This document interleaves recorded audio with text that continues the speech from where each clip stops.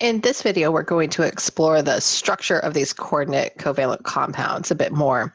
And we're going to look at different types of isomers that they can form. So here I have a list of molecular geometries, and hopefully these look familiar from our time studying covalent compounds and molecules when we were in chemistry 161. And so a lot of the ones that we're familiar with are on here, linear geometries that show just one central atom bonded to two others, trigonal planar, square planar. As these apply to coordinate covalent compounds, we have connected the molecular geometry with the coordination number of the metal ion in the center. And so if you have a coordination number of 2, you're going to have a linear geometry with just 2 other ligands on either side 180 degrees apart from one another. And so hopefully these are familiar for the most part, and we have some new ones as well that I'll focus on. And in chemistry 161, we really looked up to a coordination number of 6. And we were doing this in the context of covalent molecules specifically. And so now that we're looking at these coordinate covalent ones, we see that we have a lot more 4, 5, 6 coordination numbers or ligands around that central cation. But we can also have a coordination number of 7 or 8 or more. And so I want to expand the geometries that we know about. So the really common one is going to be octahedral. Anything that has a metal center is going to be able to fit 4 to 6 atoms around it comfortably, kind of depending on the size of that ligand. The larger the atom, the more space there is around it. And so usually you can then have larger or more ligands around that central atom and make it a larger molecule overall. So one of the really common ones is that octahedral geometry, where we have 6 ligands coordinated. And here's a way to draw it in 3 dimensions, where we have a plane of 4 different ligands with a ligand coming out of the plane and a ligand going back into the plane for number 5 and 6. Some other ones that we see in our coordinate covalent compounds quite frequently are trigonal bipyramidal, square pyramidal, and square planar, or tetrahedral even for our coordination number of 4. So here's our octahedral. And you can imagine ligands here at each of these bonds that I've drawn. So something with a lower coordination number would be something like trigonal bipyramidal. And I'm just using iron without thinking, unfortunately. And for these ones, we're going to have in the equatorial plane. And so here's our equatorial plane. I'll put it in blue around our iron. And then we have our axial ligands bonded up and above and below. We would see that our equatorial plane would have 3 of our ligands connected to our metal ion, with 1 on top and then 1 below in those axial positions. So this is trigonal bipyramidal.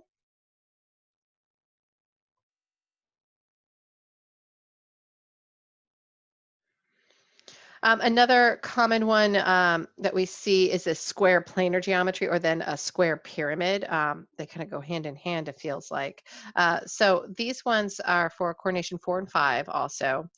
So a square planar is going to be something that has just 4 things in a plane that usually there's a lone pair on the top and bottom, sometimes distorting these ligands into that square planar arrangement rather than tetrahedral. And so you'll see bond angles of 180 or 90. The square pyramidal then is just the same structure as square planar. However, we have then 1 axial position, and so it would look something like this, kind of like a pyramid that rather than having that trigonal base has a square base. And so we got our ligands over here. There we go. And so this will have a coordination number of 5, and this is our square pyramidal. And really the square pyramidal and the trigonal bipyramidal in particular are distortions of each other. You can imagine that if you just bring some of your ligands down a little bit, like change your bond angle, you could easily convert in between a square planar or square pyramidal geometry and a trigonal bipyramidal.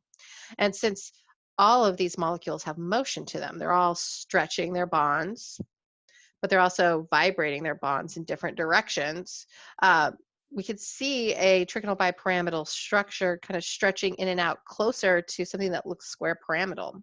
And so we'll sometimes see molecules actually adopt geometries that fall somewhere in between these two ends of the spectrum for these 5 coordination number complexes. Now, some of the new ones to introduce are for coordination number 7, we have pentagonal bipyramidal, which is right up here. And what we have in that equatorial plane is pentagons. We have 5 different ligands in the equatorial plane with then 2 axial positions for our pentagonal bipyramidal. Um, then once we hit our coordination number of 8, we have 2 possible options, square antiprism, which we have an example right here. And so this is showing the placement of the ligands in space. And so imagine that in the center is a metal atom.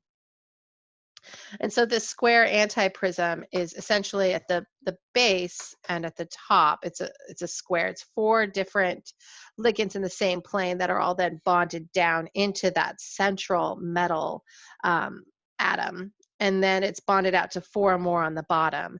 And the ligands, rather than sitting right on top of each other, have a rotation to them so that way they're offset. So that way it minimizes the repulsions between the ligand atoms or molecules.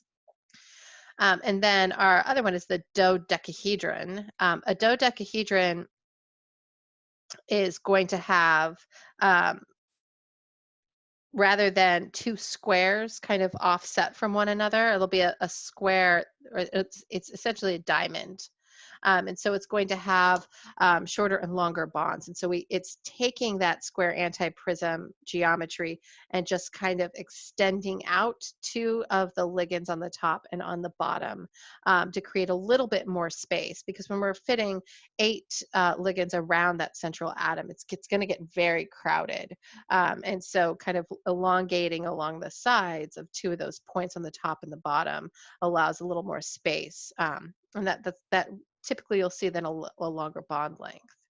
And so these are less common structures. And looking at the examples that we have of them for coordination numbers of 8, we're looking at rhenium and molybdenum, which are going to be not in that first transition metal row, which will be smaller atoms. And so you're going to need a larger atom to accommodate that many ligands around it. And so we would never see a really particularly small metal take on that kind of geometry. In fact, our smaller atoms are going to be more likely to have a tetrahedral geometry where they only have 4 things around it, especially if those ligands are large. And so the accessibility of these molecular geometries is kind of this interplay between the size of the metal that the ligands are coming around and bonding to and how big it is, so how much room is around it, but then also how big are the ligands themselves and how much space do they need to take up. You might have for larger ligands, they might only fit 4 around a specific atom where a smaller ligand might fit 6. I guess it's worth pointing out too that things get bigger and they get more complicated above a coordination number of 8. Rhenium with 9 hydrogens are connected to it would be an example.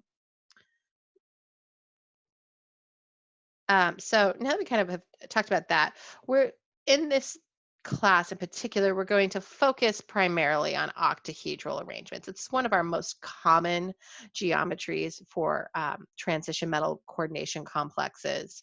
We do see a lot of tetrahedral, square planar, square bipyramidal, but octahedral seems to be the most common. So we'll focus, since this is just introductory chemistry. Um, so I'd like to talk about some of the different ways that our ligands can arrange themselves relative to one another around that central metal that actually creates significant differences. And those are going to be isomers of one another. And so they'll have the same chemical formula, um, but a different spatial arrangement around that central atom, and they'll be isomers. And we have several different types of isomers we're going to review. So let's start with coordination isomers. So these occur when the coordinated ligand actually exchanges for an counter ion. And so we have the same chemical formula for the entire coordinate compound, but the identity of that complex ion is changing. And so here we have bromine coordinated to our cobalt in the top isomer here, and then it becomes the counter ion, and it's no longer coordinate covalently bonding to the cobalt. Now it's chlorine, which has a smaller size, has the same valence electrons and similar properties in some ways, but it'll inherently be a different atom, and so it can change that electronic structure around the cobalt, and we'll see differences between these two isomers.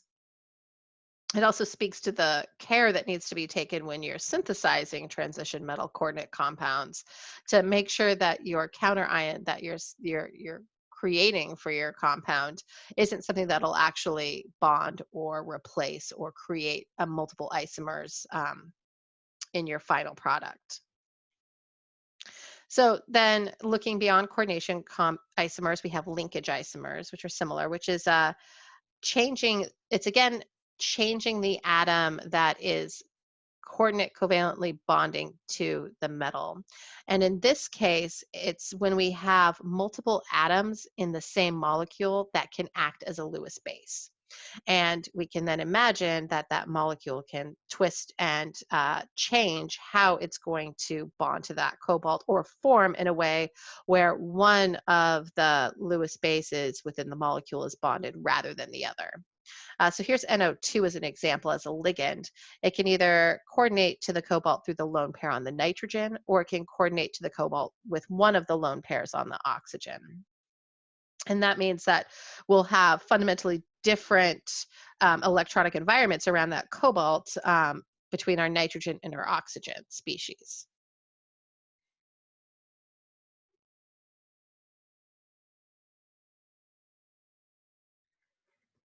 So those were definitely structural types of isomers. Now looking at geometric isomers, which is that we are not going to change the actual atoms that are bonding to that metal.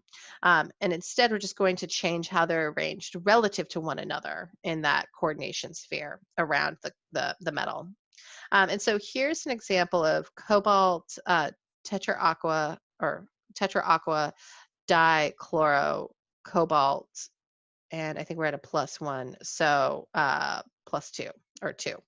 Um, in this case, I'm going to highlight our chlorines right here and where they are relative to this cobalt. And you can see that in one of our arrangements, they're 90 degrees apart, and in the other, they're 180. With the waters then all in the equatorial plane. And so the difference between these two is we're going to call the one where they're 90 degrees apart cis, and when they're 180 degrees apart, the trans isomer, because they're more opposite of one another, whereas the cis, they're more closer to being in the same plane, I guess. And this is language you might have seen related to covalent compounds or covalent molecules, where we sometimes have cis and trans isomers around a double bond, where it's not something that can be rotated. So here, if we have a carbon-carbon double bond, and we have two chlorines attached to it, I would have a trans isomer here, where we can't rotate around that double bond, and so those chlorine positions are fairly fixed relative to one another. And so they're either opposite each other or they're on the same side, and on the same side would be cis isomers. And here's an example of that. So that's if we have two of one type of ligand that we can track in between our two isomer structures. And then the other type is when we have three of a ligand. that we can arrange around that central atom. And we have FAC, oh, that's not a highlighter, FAC and MER. And so for a FAC arrangement, we're going to have everything in 90-degree angles from one another, kind of similar to our cis arrangement when we had just two ligands that we were tracking. And in our MER arrangement, we'll have two that are trans one another, or two that are 180 degrees apart, with one that is 90 degrees to the other. And so we really have kind of this T shape for our ligands in the MER conformation. And then we have this, it's not really an L, it's like a corner, I guess, of a wall for our FAC arrangement in 3 dimensions. And then lastly, we come to optical isomers. So optical isomers are going to be stereoisomers that are mirror images of each other, but that cannot be superimposed. And so these optical isomers, the ones that cannot be superimposed with each other, are chiral. And they're optically active, which means they'll rotate light. Anything that you can superimpose and it looks exactly the same will not rotate light in that same way, and we would not call it chiral. And so we're going to see this occur in our coordinate covalent compounds with a lot of our polydentate ligands, like our bidentate or more.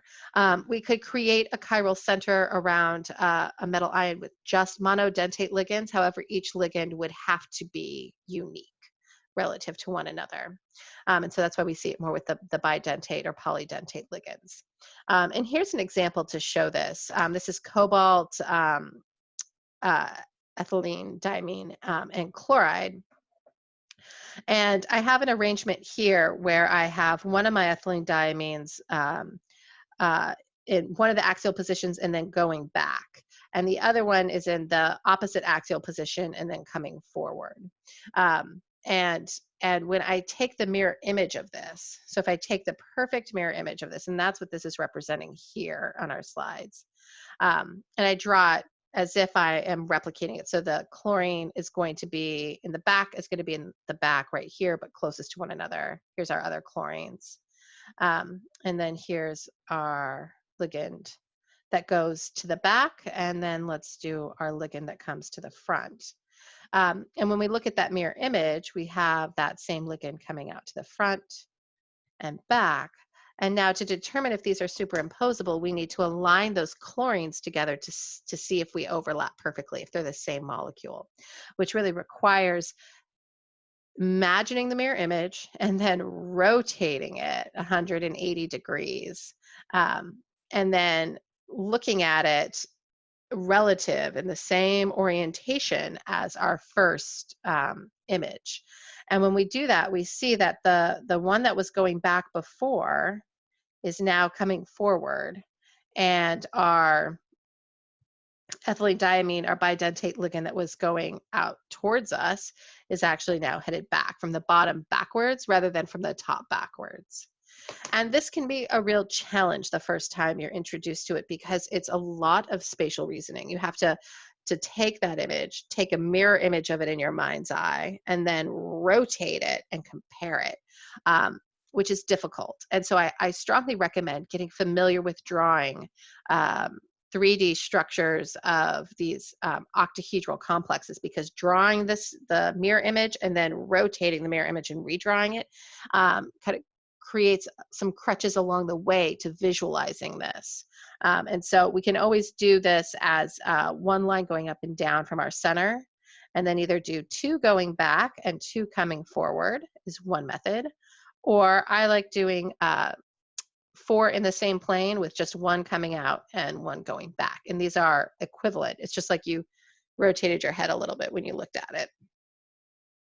And so this might be helpful to actually look at a model. So let me get one of those right now.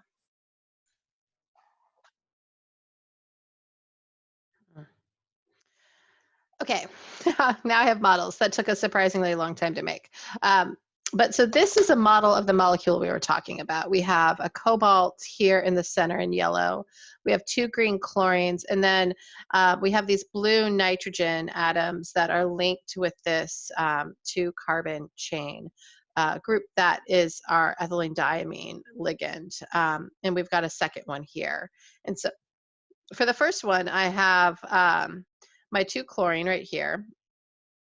And I have a ethylene diamine coming up and then to the back, and it's connecting back here. So you can see this one goes up and then down to the back if I hold these chlorine facing on this direction. And the other one's going down, so it's right here. So I find the best way to hold this. And then coming around to the front. So if I take the perfect mirror image of this, here we go, and actually figure out a way to hold it. And if I build this so that they're perfect mirror images, so the chlorines match up, and then I have an ethylene diamine that goes up on both and then comes back to the back, and then one that goes down and comes around to the front right here. They'll look exactly the same when they're in the mirror together. But to now decide if they're actually superimposable, I need to try to essentially stack them on top of each other and compare them in the same orientation, which is now having our chlorines face in the same direction. And now when I do that, I see that if I tried to superimpose these, my chlorines would match up perfectly. But right now, so looking at this one, my ethylene diamine that comes up then comes forward and connects again to the cobalt from the front angle here. And if we look at our other one in the same orientation, we see that the nitrogen that comes up in the axial position to the top, it links back to the back position actually. I'm actually holding on to it. There we go. It links up to this back position here. And so the difference between these two is that they look very similar, except my linkages are going to be coming up and over to the front from the top and then up and over to the back. And then the opposite happens on the bottom. The bottom axial linkage connects to the front on one of my isomers and the bottom connects to the back on the other. And so I can't superimpose these. These are not the same molecule at all. And while they have the same chemical formula, and to first glance, they look exactly the same. And if you hold them in the right way, they look the same. They're not the same molecule, and they'll interact with other metals or active sites, particularly in enzymes, differently. So the classic example of chirality is your hands. So if I take the mirror image of my hands, they're exactly the same, right? So my thumbs link up and my index, middle, ring, and pinky fingers, and they're perfect. But if I then take that mirror image and I try to superimpose them in the same orientation where my hands are facing you, they don't match up at all. My thumbs are here. And so I have non-superimposable images of my hands. And so I am chiral, my hands are chiral, and these isomers of each other are chiral, and it takes a little bit of work to look at them. If you have one of these modeling kits at home, that's great. Another thing you can always do is get like Legos or some kids' toys will pull this off, or marshmallows and toothpicks, or candies and toothpicks that are like gummies, gummy bears. Gummy bear molecular modeling works great, actually.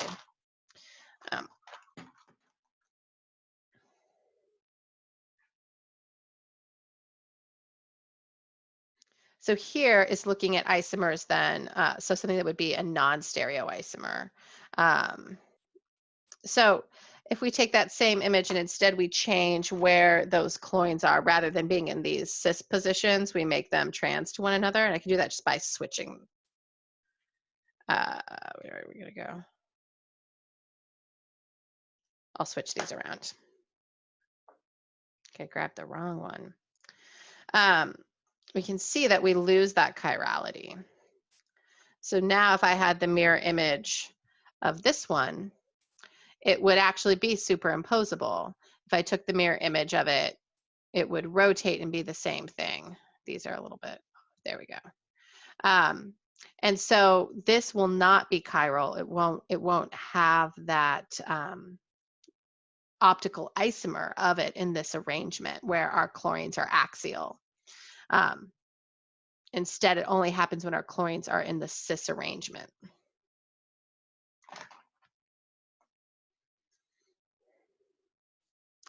This is just a flow chart that shows the different types of isomers we covered, and I'd like you to be familiar with all of them: coordination, linkage, cis and trans, FAC and MER, and then optical isomers. And we'll just focus on our octahedral complexes.